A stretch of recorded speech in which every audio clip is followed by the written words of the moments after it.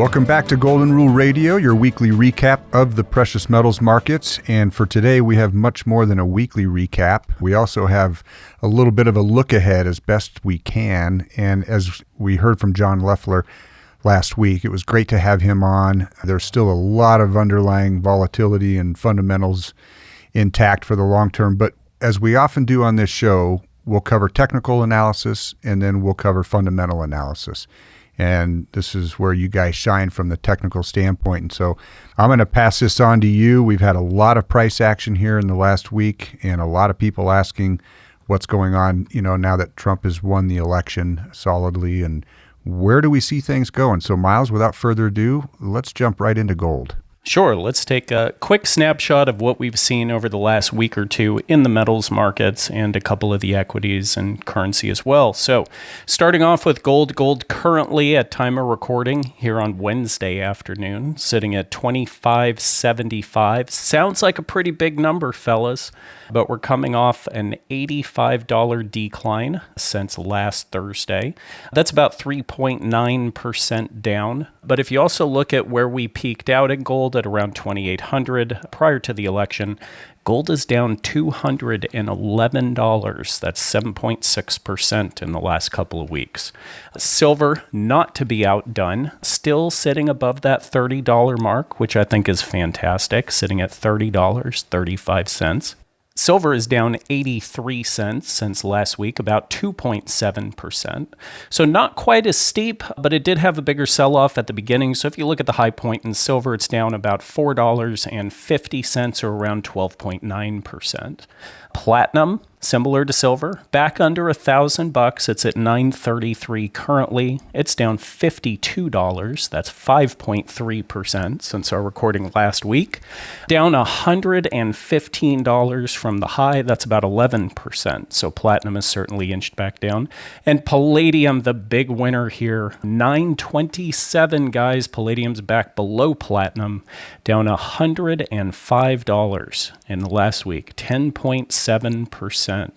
And not only that, but from the top, palladium is down $322. That is 25.8% in the last couple of weeks. So palladium definitely took a swift kick in the shins. Taking a quick look at the equities markets before we get back into the metals, the S&P sitting just under 6,000. It's at 5986. It's up about 40 points since last week, so not too much to write home from, 0.6%. But all in all, from the election bottom, it's up about 264 points. That's about 4.5%. The Dow transports have kind of evened out. I wanted to take a look and see if the transports are keeping up with the other equities themselves. So the transport's sitting around 17,400 or just under. It's only up about 62 points, about 0.3%. But like the S&P, including the week prior, you look at that pre-election floor, the transport's up 1,222 points, 7.5%. And finally, looking at the dollar's sitting at about 106, up about 1.3 points, 1.3%. And in that 2-week period, we're up about 2.8 points, 2.8%. So kind of what you'd expect, although honestly, I'll say a little bit, certainly the palladium number jumps out at me. But the equities market is a little bit more tame than I would have expected. And it's interesting to see that a lot of that was that initial November 5th, 6th, 7th jump in the transports and the S&P, but then it's sort of evened off since then. So, now we want to ask the question of, okay, how long does this short-term trend last? Getting back, Tori, to what you talked about a month ago when we were leading into the election, looking at short-term, medium-term, long-term effect of the precious metals, regardless of which political party in the United States is in office, and how things kind of revolve around that. So what does our short-term, medium-term, long-term look like? Well, to answer that question, Rob is drooling over this chart that you've created here. So, Rob, take it and run, because this is excellent information. Yeah. Short term, we do expect to see it drift down, maybe coincide with the 200-day moving average, the 3.82 midterm Fibonacci level, and the 786 short-term Fib level. You can see that on your chart, that they will all come together at around 2,400. And I believe that will happen over the next 4 to 6 weeks. It's a very short-term prediction. So, but it's pretty clear to us that we should be looking for that. The overall trend, though, is this is just the market breathing. I mean, the 200-day moving average, as you see it move across the chart, it's either pulling gold back or pulling gold up, one or the other. So I think we're headed back to the 200-day. If people don't have a position, they need to start dollar cost averaging now. If you do have a position, please talk to your advisor, and we can give you some ideas on getting ready, having your funds in-house, where we can start taking advantage of a really nice price dip, because we are going higher, and there are so many fundamental reasons for that. Tori, I leave that with you, but this is just gold breathing. This is not a change in the market at all. Miles, I love this image because of a few reasons. One, you've combined the long-term, intermediate term, and short-term in one picture. And oftentimes on this show, we'll be focusing just on the short or just on the intermediate. We have to take a bigger picture approach, step back a little bit, look at the long-term bull market in gold, and remind ourselves that the biggest underlying fundamentals, which we'll get to later, have not changed. What has changed is market exuberance. So what you talked about with the Trump win, we've seen a U.S. dollar rally, which is bearish for gold, right? That drives the gold price down. The equities rally, which is a vote of confidence in the hopeful optimism of an economic stimulation with the new administration. And quite honestly, even some geopolitical hope, right? Where there may be a pacification of sorts in either the Middle East and or Russia-Ukrainian conflict, maybe even China-Taiwan, not willing to press a Donald Trump. So we'll see. All of that would certainly cause gold to be exhaling here, to use your analogy of the breathing. But Miles, what do you see jump out at you? I mean, as a chartist, dig a little deeper here, and what are some of the fine points that you want everybody knowing? Well, for me, I kind of like to break things into segments. So let's start with the leaves and work our way out to the forest, so to speak. Starting at where this last leg in the gold price run up, and this is going to coincide with some of the other precious metals. So we're using gold to kind of tell the story here, but you can extrapolate this out to silver, extrapolate this out to platinum and palladium and copper and tin and everything else too. We're looking at the last little trading range we had after the big jump up this spring. We had a nice big breakout this spring that started last fall. And then we kind of sat between about April and June in that 2,400 range, putting in our last floor around June 26th and going from 2,300 all the way up to 2,800. So it's a pretty significant move in a very short period of time. So of course it's reasonable, Rob, like you said, just exhaling for a minute. It's Fred Astaire up and down a flight of stairs, dancing, right? 2 steps forward, 1 step back, or 3 steps forward, 2 steps back. So it's what we're generally looking for in markets. So you look here on the chart, we've passed that 382 fib. It's very likely we're going to continue down. You can see that 200-day moving average making its way up, and somewhere those two numbers are going to meet. Now, remember I just said that. We're going to talk about that here in a minute when we get a little bit farther back in the charts. So at least in the short term, we're seeing some very reasonable pullbacks thus far. And yeah, my gut tells me we could see that inch back a little bit deeper. Now, I bought some metals this week, boys, because I'm impatient. And I think a $200+ drop off the high in what I know to be a multi-year bull market going forward. I'm just looking for staggered opportunities across the board always. And that was enough for me. A 10% drop, an 8% drop in gold in 2 weeks, I'm going to take advantage of that. And held back a little bit for if we see it go a little bit lower. So that's kind of the first thing I'm looking at, and where some of these potential levels line up based on that spring to summer floor that we had. Well, now it goes back to, okay, well, where was the last one? So what's the next step backwards we take to look at the whole tree itself? And I think that's going to take us back to the highs that we fought against going all the way back to COVID. So now we're looking at that giant trading range between about August of 2020 when we peaked and then February of this year, 2024, when we finally got that little push up. Well, that sideways trading pattern ended. We put in our last bottom back around October of last year. And we talked about this a lot last year, guys. Just the idea that as we're moving into Christmas, traditionally we'd see things sort of calm down. But it does feel like we're finally starting to take that next push up in the gold price. And lo and behold, that's exactly what we ended up doing. So if I add some of the levels starting on that October low, all the way up to that $2,800 high, you can start to see how some of these medium-term lines line up with some of those short-term lines that we just talked about. And this is one thing you guys have heard me say for many, many years. I like it when I see multiple indicators, when I see moving averages and RSI and Fibonacci levels and price action and all sorts of stuff. I'm always looking for the places where those things are all happening at the same time. And we see a lot of that stuff happening again between that $2,300 and $2,400 mark. That 200-day moving average is currently sitting right just under $2,400. That's where all of that trading took place this summer. That was that big step up when we finally moved above that 2,000 mark. That was the first sort of landing spot we came into.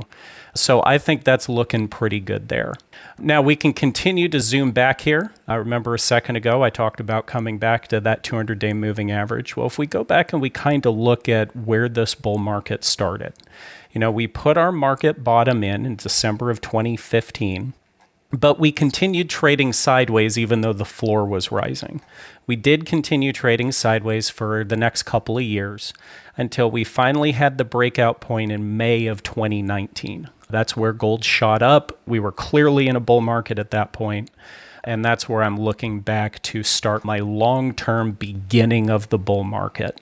That price is back around like 1280. Which 1280 was, a number we had talked about 10 years prior, leading into 2006, 7, 8, leading into the last bull market. So it's funny how these numbers keep coming up from time to time.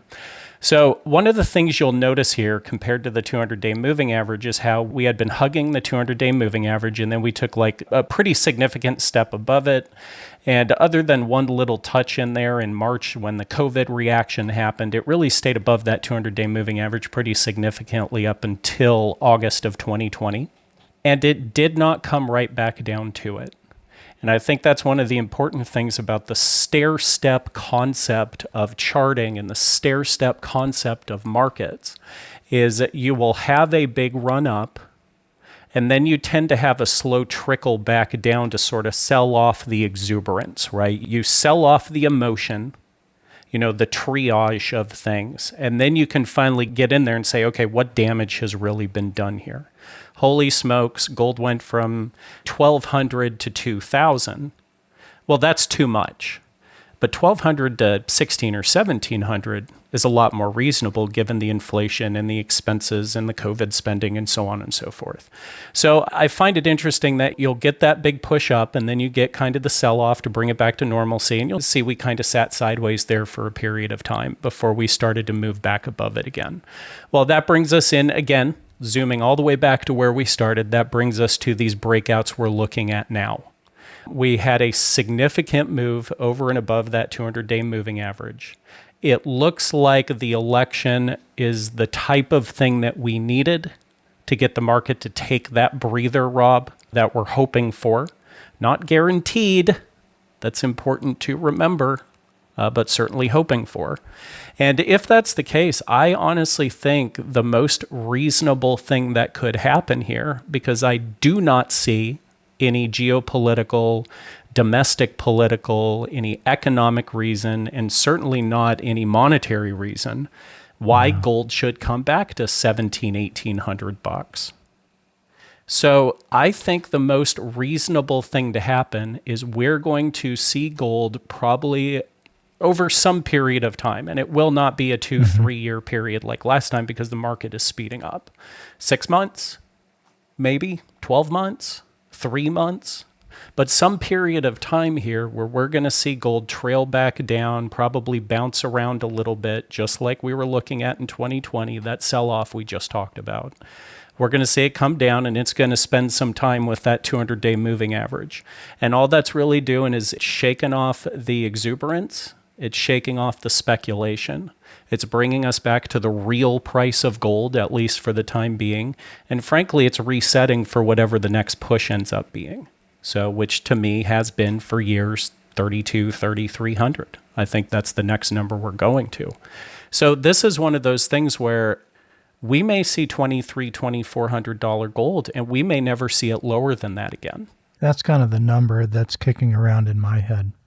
We don't think in our lifetime we'll see gold below 2,000 again. No. I remember that after the financial crisis, after it had gone to 1925, and people were calling for it to break back down below 1,000, and we thought, we won't ever see it below 1,000 again in our lifetime, because you're not just looking at a speculative investment. You're looking at something that's very fundamentally intact over the long term based on monetary and fiscal policy. Exactly. And, period. Yeah, therein. And we can transition here a little bit to those fundamentals. You know, before leaving the technicals, I think we'd be remiss in pointing out the fact, Miles, is you can add the 50-day moving average here. It didn't form any sort of support. It didn't hold at all. So if this were kind of a more resistant market to the downside, I would think we'd seen some support at the 50-day moving average. But what goes up always comes down. Like, I love these charts because we will touch the moving averages at some point. Yep. And it may not be yet, but it will be. And so rest easy there. But at some point, again, we will detach to the upside and have another run. So, yeah. And then 'tis the season. Mm-hmm. December, January, even the latter half of November always tends to be a little bit weaker for the metals, as there's profit taking, there's portfolio rediversification with money managers and everything else. Gold is up over 25% on the year. Why wouldn't you be, you know, if you're in paper, expecting a price drop on a lot of liquidations here to pad the stats in a sense at the end of the year? Anyway, I'm excited about a white metal push. You know, talking about fundamentals under Trump, the last time that he won in 2016, Miles, I think we should repurpose that chart as well, because it had quite the run, over 60% in Trump's presidency.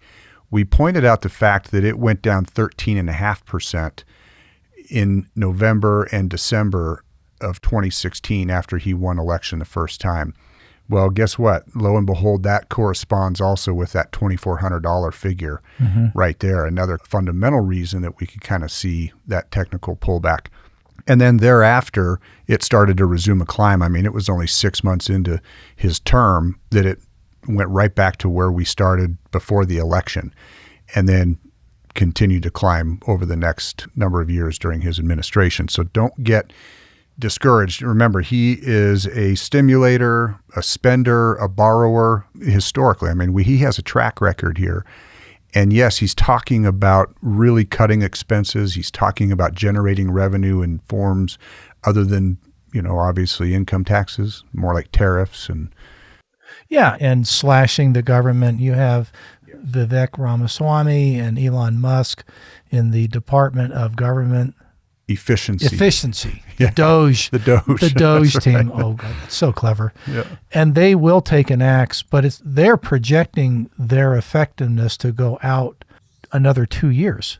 They're claiming that they hope that they will make these cuts effective by January 2026.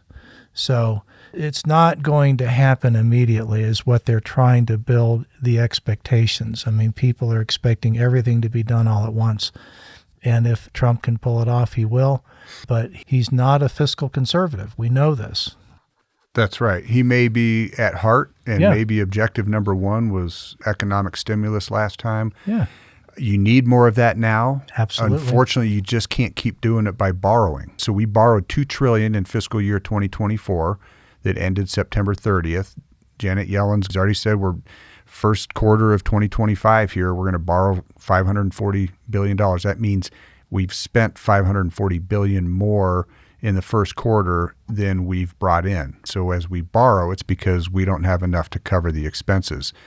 It's on track, you know, as David pointed out, for the next 5 years, it's expected to exceed 2 trillion a year. Yeah. You guys, we're now at 36 trillion in the national debt. I think we're 70 million away or something meaningless, seconds away from 36 trillion. And then it's going to ramp up to 3 trillion a year. The Government Accountability Office thinks in a matter of years. We're on pace. It doesn't matter who the president is or what the administration's policies are.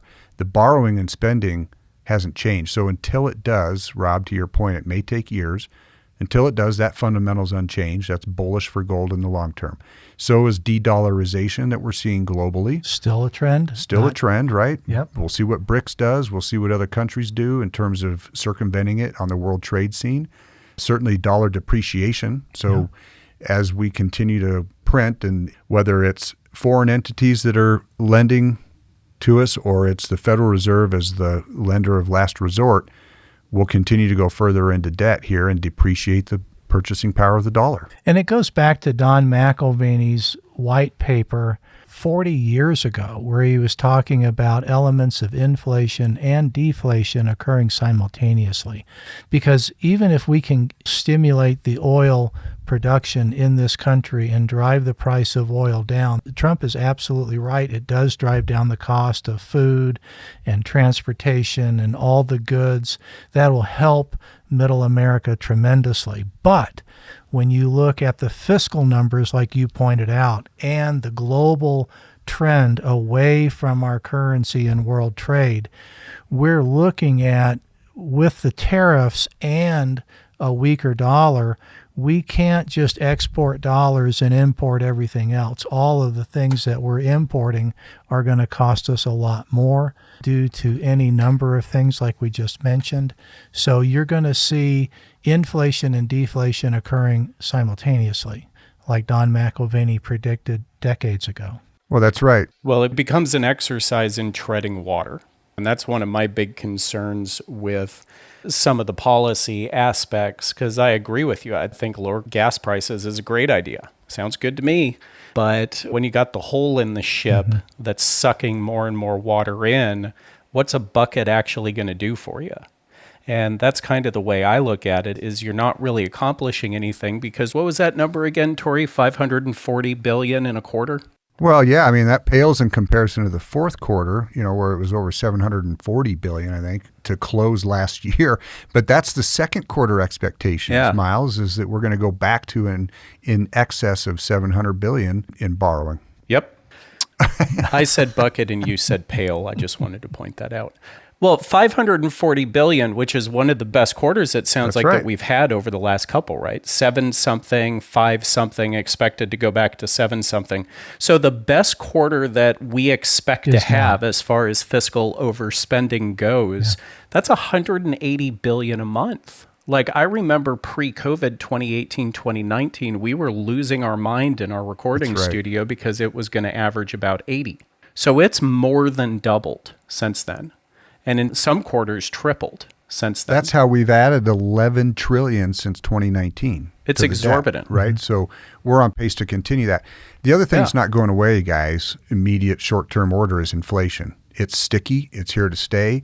And so that's why I'm optimistic about the white metals. We could have an economic revival with inflation. Well, that's what the white metals traditionally need to really get momentum. Exactly. Is expansion with inflation, industrial expansion. Yeah. So I'm really hopeful, okay, if gold comes down here and maybe does that sideways chop, silver overdue for a rally, hey, ratio trade, so that would be amazing. Yes. Are we diversifying into the white metals with these pullbacks also? Yes. Do we focus a lot on gold on this show? Yes. But as Miles pointed out, don't forget them. I mean, as gold goes, it gives us a clearer picture as to what the white metals might do. And again, just because some fundamentals change doesn't mean that it's negative for all of the metals. It can absolutely be very bullish for some while others take a breather, to your point. And in 5 years from now, Tori, the price of gold is going to be much higher than it is now, unfortunately. So what we're talking about is not necessarily rearranging the deck chairs, but it won't matter if you paid $100 too much in 5 years. No, it won't. $4,000 is baked in my opinion. It's unavoidable. Even if you get an exhaustion and complete government accountability and responsibility, all that being said, gold averages almost 10% a year over time, regardless of the period of time, right? Mm-hmm. And so it just keeps on doing that. And we know that gold will buy in 20 years, an ounce of gold will buy in 20 years what that ounce of gold buys today. So for the sake of your retirement planning, as I said in a letter refreshing the memories of my clients, how many ounces of gold does it take today for you to maintain retire. your household budget, right? Yeah. Is it 2 ounces? Yeah. It's going to be 2 ounces in 2045. It's a golden annuity. Yes, guaranteed income when you need it. Going to buy the same thing then. So how many ounces can you accumulate on these dips to meet your objective for those days of retirement? Well, that's going to do it for us today. Thank you for listening to Golden Rule Radio. If you have any questions, please call your advisor here at McIlvaney Precious Metals. Miles, what else do I need to say, brother? Well, you can find us on our website for some more information at McIlvaney.com. We're also on Twitter at ICA Gold and Facebook at McIlvaney Financial. Better yet, like Rob suggested, why not give us a call and discuss your personal portfolio with one of the advisors here at McIlvaney Precious Metals at 1-800-525-9556. Thanks as always for listening and have a great week.